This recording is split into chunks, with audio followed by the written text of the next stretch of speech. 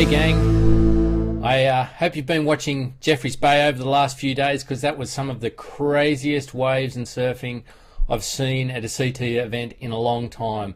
And while Parko's win was absolutely fantastic, one thing caught my eye really early on in the rounds, and that was the matchup between Aritz Aramburu and Michel Bourez.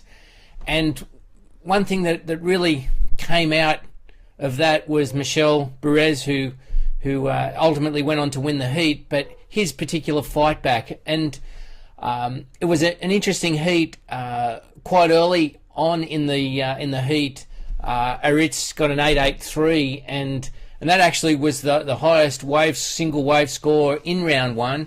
It happened quite early in the heat, and while Bourez had a nice 5.83, it really put him in a situation where he needed an 8.01 to get through, and he was plugging away there for quite a while, only getting 3s and 4s, and really wasn't getting what he needed to get through. And what I really like that he did is that he really used some strategic thinking and actually made a strategy change throughout the heat.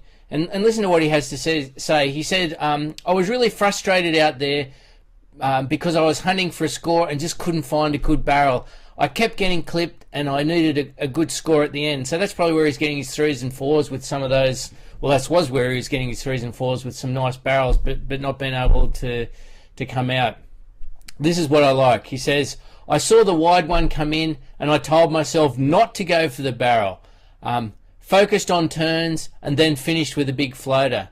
And I'm stoked to get through and looking to get a good result here. And he did. He went on in the next round and dusted Mick Fanning. But what I really like is that he had this, I'm hunting for a score and I'm looking for barrels.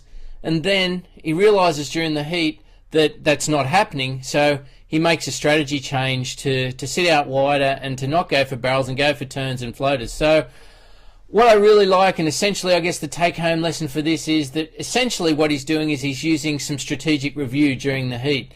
And these are the sorts of questions that I would encourage you to start to be thinking about to optimise your wave catching potential and wave scoring during the heat. So, spend a bit of time thinking about, well, what have I got so far? Okay, well, what do I need now? And say in Bourez's case, he needed at least an 8.01. Okay, how long do I have? And Bourez sat out there for over 10 minutes waiting to get that last wave, in which he got just, within the last minute. And what do I need to do now? And that's essentially where he made the strategy change. But they're the sorts of questions that I would encourage you to just pencil that on your board. What have I got now? What do I need? How long do I have? What do I need to do now? Do I need to move up the beach? Do I need to move, to my backup peak? Do I need to go and sit on that inside shorey and see if I can do something crazy in there? And strategically, if you review your position in the heat by using these strategies, then you're going to make the right strategic decision. You're not going to waste your time catching waves that won't advance your score. I hope you enjoy this, and I look forward to seeing you soon. Make sure you watch the heat there with Aritz and Michel. I've put the link down below. Okay, take care. Bye now.